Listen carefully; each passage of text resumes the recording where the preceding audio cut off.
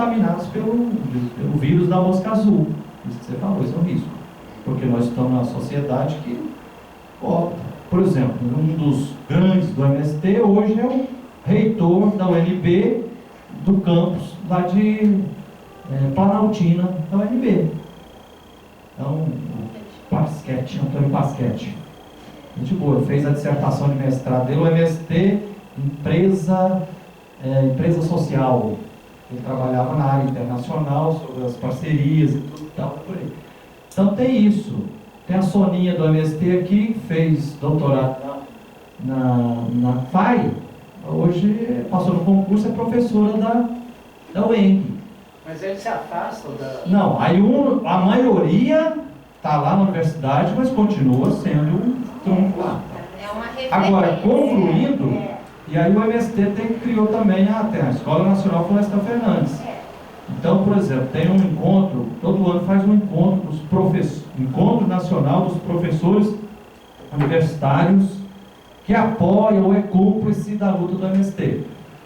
Há uns 3 anos atrás eu estive lá e vi lá o Edgar, que é um dos grandes do setor de educação do MST, eles dizendo assim, olha, nós estamos tirando o pé do acelerador e deixando de incentivar a juventude a fazer esses cursos tradicionais, quer dizer, fazer graduação, mestrado, doutorado, porque de fato uns 20% mais ou menos estava indo mais pelo título e depois largar. Então nós estamos incentivando mais fazer os cursos de formação orgânicos do MST. Aí fazer, por exemplo, tem na Universidade Federal de Juiz de Fora, um curso de realidade brasileira, a partir dos pensadores críticos brasileiros, Florestan Fernandes, Celso Furtado, Paulo Freire, pegar a turma brasileirada. Um título que dá-se o máximo um título de pós-graduação, mas então o MST está tirando o pé de continuar incentivando o título de formação. Agora, na sociedade que nós estamos e tudo, isso é um risco que a gente tem. Hoje, a regra geral, você vai ver, entre os psicólogos, é uma minoria que segue essa proposta nossa. Entre os padres, não chega nem a 10%. Entre os pastores, nem a 10%. Você falou duas palavras assim, que eu achei interessante, que você colocou a questão reforma agrária e revolução agrária. Na sua visão, o MST ele é um movimento revolucionário ou ele é um movimento reformista, né? E dentro aí pensando essa posição do MST, dentro do contexto que nós vivemos com esses dados que são apresentados, será que uma posição reformista é a posição correta de se combater esse estabelecimento que está instalado no país? Ou esse movimento deveria, não sei, tem o caso dos curdos lá na Síria que eu acompanho, que eles têm construído uma nova estratégia de luta, né? Teve que mudar a política também, radicalizar e fazer novas alianças e tal. E aí eu penso até quando essa forma de luta do MST ela vai ser eternamente vítima de uma estrutura bem poderosa. Assim. Ótima pergunta, Fernando. Olha, assim, para ser muito breve, para deixar a palavra fluir. O MST de hoje, o MST conquistou terra para quase 400 mil famílias, mas há uns 3 anos atrás tivemos o 6º Congresso Nacional do MST e lá ouviu João Pedro Steph que diz que desses que conquistaram terra, apenas 5% das famílias assentadas continuam na luta, solidários com os sem terra para fazer ocupações e acampamentos. Então assim, o índice que se chama de e aí não é só mazela ou estreiteza de visão pessoal, não, é porque assim a voracidade do trator do leão, que é o capital, vai comendo tudo, englobando, né? E aí acaba enredando a maior parte dos assentamentos, o que se chama de agronegocinho. Eles mantêm lá o pequeno lote, de 10 a 30, 40 hectares, mas está do lado aqui de uma fazenda de eucalipto, O cara lá na Cesita que oferece para você um agrônomo, te dá semente, tem um trator, corta para você, te vende a sua safra, te compra antecipadamente, tudo tal. Então assim, é uma luta de Davi contra Golias, né? Então, essa é um dado. Outra coisa, o MST de hoje não tem mais o vigor revolucionário que tinha no início. Ainda mais assim, com a ascensão do petismo lá, do Lula, Dilma e tudo, né? Nós caímos numa fria muito grande. E aí não é erro nem só do Lula, nem só do MST, de todos nós. Tem que acreditar no messianismo, né? Que vamos colocar alguém lá no governo central e que aí vai ter o poder. Não tem. Então hoje o MST está muito mais... já perdeu várias, por exemplo, você tem o Ademar Bobo, do MST, um grande intelectual, poeta da Bahia, rompeu com o MST, porque discorda do MST ficar muito coladinho no Lula, na Dilma e tal. Mas você vê, e aí a gente aperta os companheiros do MST e fala assim, Frei Gilvander, mas assim, não basta você ter uma tese teórica assim, um voluntarismo, fala, não, tem que ser radical, tem que ter condições objetivas e materiais, condições históricas para você fortalecer a correlação de forças, né? Sintetizando, eu digo o seguinte, e aí é claro que hoje nós temos parte do MST que é uma linha mais arrojada e parte que é reformista, né? Por exemplo, citamos isso aqui, eu tenho 90 a 100 cursos fazendo, então hoje tem lá uns 5 mil jovens já com cursos universitários, tem uns 2 mil com mestrado, tem 500 já no MST doutores, tem quase 200 médicos em Cuba, né? Brasileiro fazendo curso. Então assim, o petismo para as lideranças do MST é melhor do que a crueldade do PSDB, com o FHC e tal, né? Mas para a grande maioria do povo é uma desgraça, porque está ampliando a latifundialização do país. Então eu encerro dizendo o seguinte assim, ó, eu pessoalmente, eu estou respondendo 10 processos, tudo por danos morais, por estar denunciando injustiças, excesso de agrotóxico no Naí, denunciei que o juiz da vara agrária transformou a vara agrária em vara latifundiária, que está igual um dragão do apocalipse cuspindo fogo, me processou em 2 processos. A desembargadora Selma Marques me processou porque ela mandou despejar as 8 mil famílias do Passo de Isidora. Eu falei que ela, ao fazer isso, que ela cuspiu no rosto de 6 mil crianças, dos pobres de 8 mil famílias e tal. Aí compartilhei um vídeo lá que dizia assim, toda reintegração de posse é uma desintegração de sonhos, né? Aí me processou também. Agora mesmo, à tarde, passei a tarde na Defensoria Pública pedindo apoio de 2 defensoras lá para me defender 2 pessoas da Granja Werneck, Juliana Werneck e a mãe dela, Beatriz Werneck, que me processaram por danos morais porque nós estamos denunciando que a Granja Werneck tem fortes indícios de grilagem de terras. Aí na casa da Baragal eu já fui condenado a pagar 10 mil reais. No caso da desembargadora, a defensora pública já pode se preparar, porque é uma desembargadora e vão te condenar no mínimo a 30, 40 mil reais. Isso porque eu acredito que o que faz avançar mais a história, em todo sentido, no rumo da emancipação humana, de superar o capital, o capitalismo, é as posturas mais radicais. Eu acho que quem fica moderado é cúmplice das injustiças. E não existe omissos. Quem se omite é cúmplice. Eu vou fazer uma pergunta nesse sentido a você. Não seja uma pergunta de racionalização, de direito, de materialidade. Eu até poderia ser para ela também uma pergunta assim, do cunho emocional, do que vocês enfrentam, dessa luta, os anos que vocês estão nisso e tudo. Eu acho que uma palavra que vocês têm dentro de vocês, que é muito importante nisso, é a palavra chama coragem. Isso é tudo isso aí, tanto para vocês quanto para eles. A coragem e a resistência, o que vocês viram de coragem, você já pensou? cara no meio de um conflito, naquilo que a gente vê na televisão, aquelas enxadas voando, picareta, não sei o quê. De repente você olha do lado, você vê seu filho lá com um corte na testa, outro, e resiste, continua, anos e anos e anos. O que você poderia me dizer assim? Eu até tive uma professora, eu fiz um trabalho sobre coragem, e coragem não é virtude, né?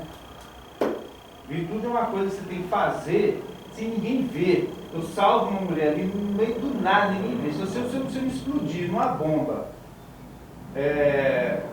matando 50 pessoas e achando que eu vou para o céu, que Allah prometeu o céu, não é virtude, porque tem um ganho. Eu vou para o céu depois que eu morrer. Então não é virtude. Virtude é a coisa mais rara e difícil de acontecer no mundo.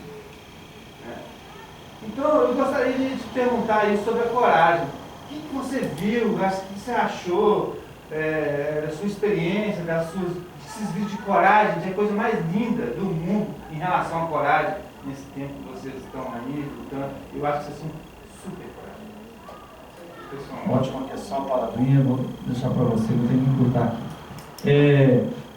Maquiavel falava, de vida e você dominará, né? Napoleão falava assim. Atualizando hoje, acho que é o seguinte: meta medo e você dominará. Então hoje tem uma indústria do medo. Como eu falei da parceria macabra e satânica entre a indústria farmacêutica e o agronegócio, tem hoje também uma parceria da classe dominante com os industriais da segurança, injetando medo na sociedade. E aí, porque quanto mais você injeta medo no tecido social, mais as pessoas tremem, recuam, cada um fica individualizado na sua kitnet, não vai em nenhuma reunião, estilhaça a convivência social, aí você dominou geral. Então, assim, eu já fiquei sabendo, teve empresário em Vitória, pagou 500 mil reais. Então os caboclos lá queimaram os 3 ônibus. Eles foram lá e jogaram gasolina e queimaram os 3 ônibus. Às 6, 7 da noite. Quando foi às 20 horas, está sentado assistindo a TV Lobo, Jornal Nacional. Quando ele apareceu lá, 3 ônibus foram queimados em Vitória hoje. O pânico foi grande, mas o povo conseguiu pular pela janela e ninguém morreu e tal. E um cara que estava assistindo aquilo, sou forte. Aí a polícia corre atrás para pegar aquele cara ganhou os 500 mil reais, meteu medo nas 70 pessoas que estavam no ônibus ali, mas a TV Lobo, ao veicular aquilo para 206 milhões de brasileiros, injetou medo pelo olho assim, igual essa agulha na droga, meteu a agulha aqui nos olhos, 2 agulhas assim dentro dos olhos das pessoas, e o medo foi entrando. E povoou todos os corpos. Os corpos, as pessoas ficaram tudo tremendo. Você injetou o medo, as pessoas recuam, deixam de participar. Fica com medo, aí a indústria de segurança lucra doidado. Os caras fazem o que querem, ninguém vai dar. Aí já tem mais seguranças particulares do que policiais no Brasil. MIV, cachorro, cerca elétrica e tudo vai crescendo, né? Então a luta dos movimentos sociais populares é uma luta também para exorcizar o medo, para expulsar o medo e infundir a coragem. E aí como é que se faz? Eu uso um discurso religioso, porque minha formação é bíblica, eu tenho mestrado em hermenêutica bíblica, né? Poderia usar filosófico também, né? Também. Na Bíblia, por exemplo, mais de 300 vezes que aparece lá um personagem que é interpretado como sendo um anjo ou uma anja de Deus, para trazer uma missão, convocar um personagem com uma missão, aí ele apresenta a missão, a primeira reação, a pessoa treme na base. Moisés falou, não, eu sou gago, quem sou eu para ir lá enfrentar o faraó? O profeta Isaías, não, eu sou criança ainda, né? Maria, eu ser mãe do Filho de Deus, nossa, eu sou solteira ainda, como é que é? Aquele da baleia também. Não estou nem namoro noivo ainda, Daniel, nossa, que pulando. Aí, diante do medo que a missão desperta, sempre o anjo fala assim: não tenha medo, não tenha medo, não tenha medo, estou com você, te amo, você é precioso. Aí escorraça o medo e o personagem se torna um profeta ou profetisa. Então, coragem na Bíblia é sinônimo de fé. Quem tem fé tem coragem, não tem medo. Quem tem medo não tem fé. Então, a sociedade do capital, ela arrebenta a fé das pessoas. A fé no capital. Quando Jesus fala assim, ó, cura lá, faz os milagres, sempre fala assim: tua fé te salvou. Não é a fé de Jesus que cura o outro. Tua fé, tua. O que é fé? É uma postura existencial diante dos problemas, você cabeça erguida. Não vou baixar a cabeça. Aí agora, isso aqui é. Agora, como é que a gente chega nisso? Como é que você alimenta? A minha experiência pessoal é o seguinte: quando eu saí do Nordeste, 85 ainda, cheguei em Curitiba. Aí fui trabalhar na Pastoral da Moradia das Favelas. Aí com 3 meses vamos fazer uma marcha lá para a prefeitura, lá lutar por moradia, né? E nós lá, com a mulherada da favela e o povo: povo unido jamais será vencido, o povo organizado jamais será pisado. Quando nós estamos chegando perto da prefeitura em Curitiba, rapaz, quando eu olhei assim, estava vindo uns 50 motoqueiros daqueles da polícia, 700, e aquelas metralhadoras assim, tudo. Olhei do outro lado, aparecendo mais cavalaria e tudo que trem. E foi no medo, né? Nossa, eu comecei a tremer a voz, quase que eu mijei nas calças, meu irmão. Mas você estava novato no assunto, né? Era a primeira passeata que eu participei. Vou te explicar aqui qual que é o remédio que escorraça o medo e infunde a coragem. Estou esperando. Aí eu pensei, falei: e agora? Vou correr. Sabe por que eu não corri?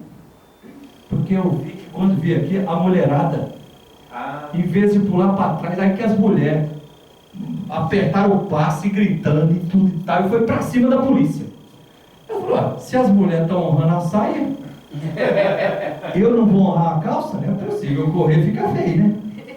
Então primeiro eu fui na carona, na força, no espírito aguerrido das mulheres. 2 meses depois nós fizemos uma passeata semelhante. Eu vi que eu tremi menos. Na terceira passeata eu tremi menos. Aí eu cheguei a uma descoberta científica, por minha própria experiência. A luta, ela expulsa o medo e infunde a coragem. E é um processo.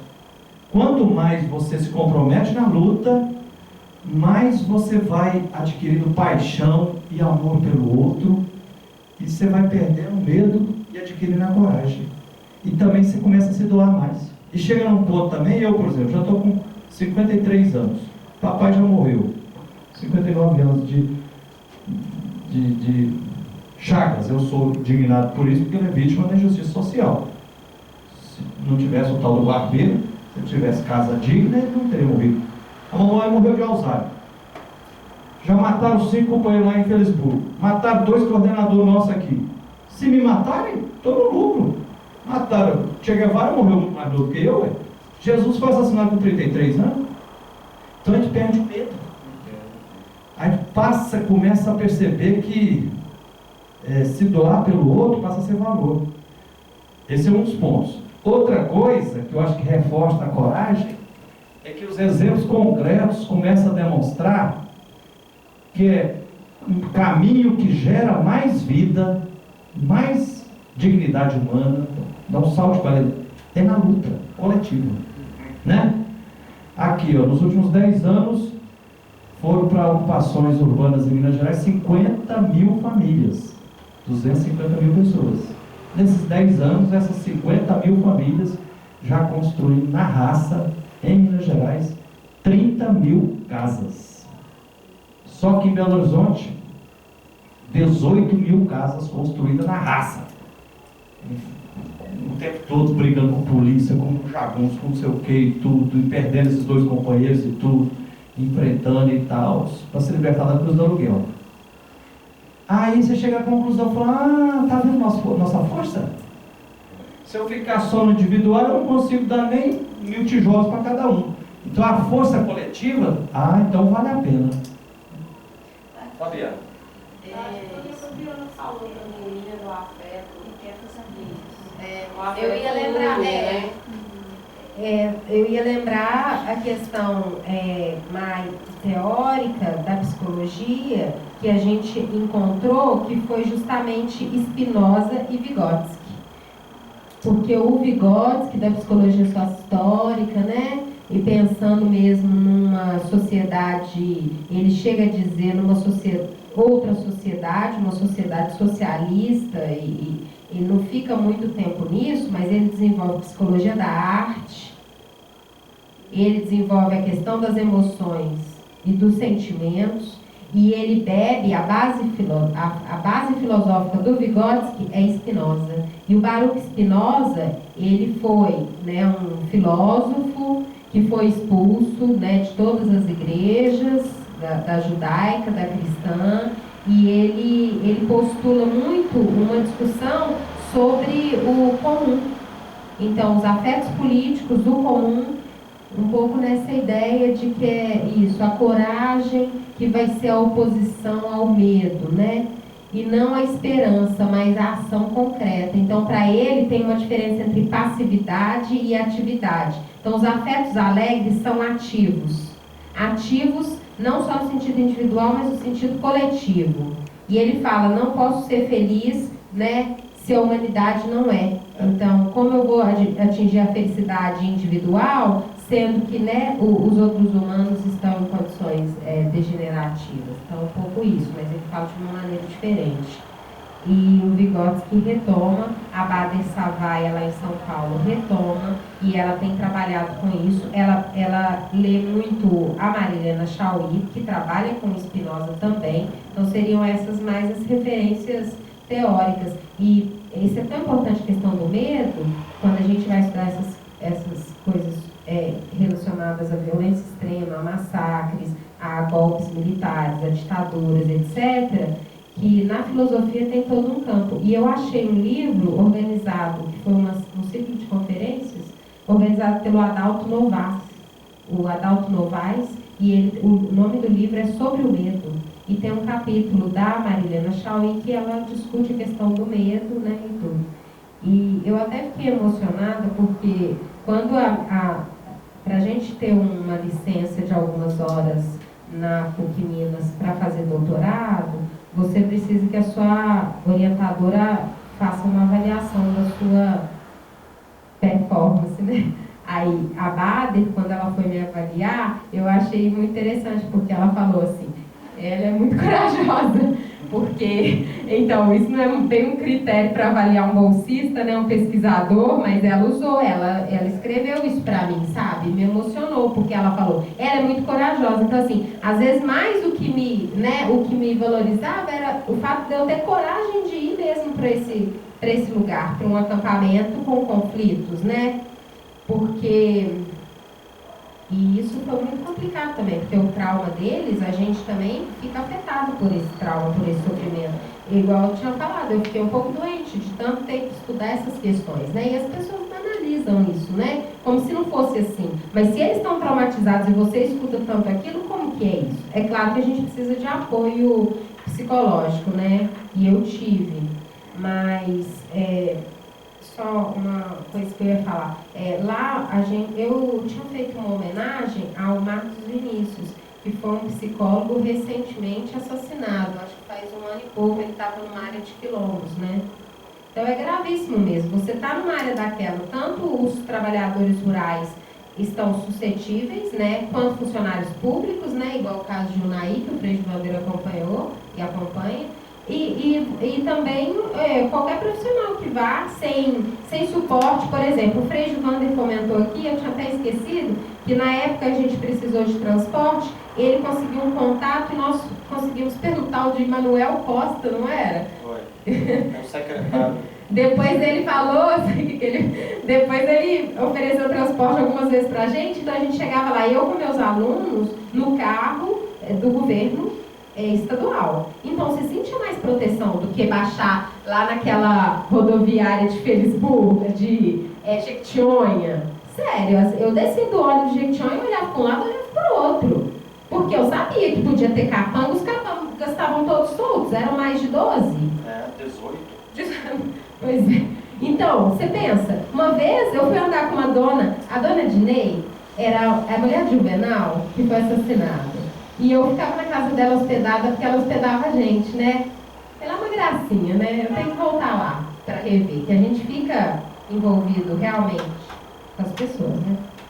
Que são, né, elas são muito afetivas também. Essa coisa, os trabalhadores rurais, eles são extremamente afetivos, né? Em todos os lugares que eu fui, em geral, eles te oferecem a melhor comida que eles têm, o melhor café, o melhor pão, o melhor que eles podem te Vai dar. dormir no chão e oferece a cama, né?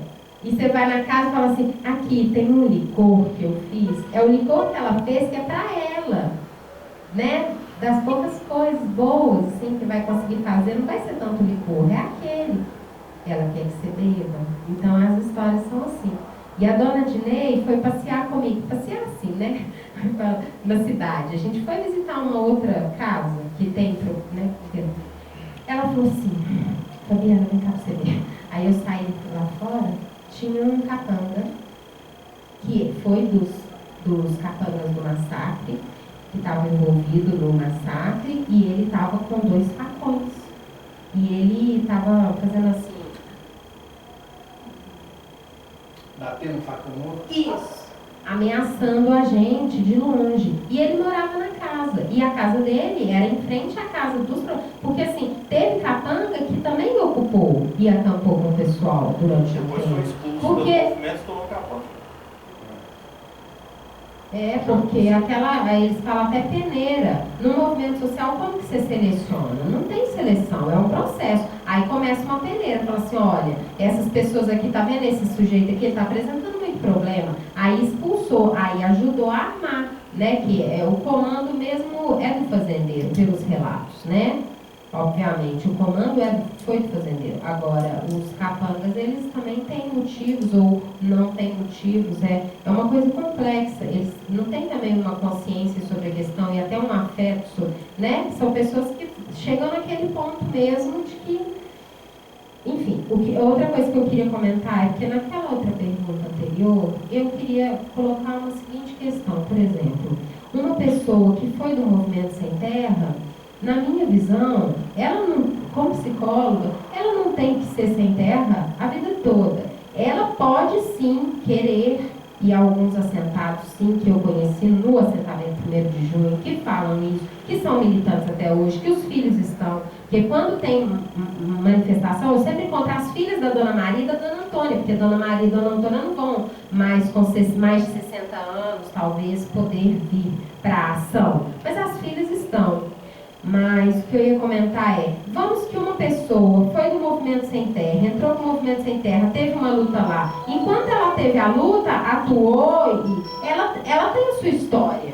E se depois, num dado momento, ela vira, por exemplo, vou dar um exemplo até real, tem um problema com o próprio movimento, porque você pode estar no partido político, ter problema, você pode estar numa família, ter problema. Você não tem que, para a psicologia, pensando assim, né? Eu estou pensando no discurso da psicologia social, no pensamento da psicologia, que é, a gente não tem que manter a nossa mesma identidade. Hoje estamos falando em transformação também.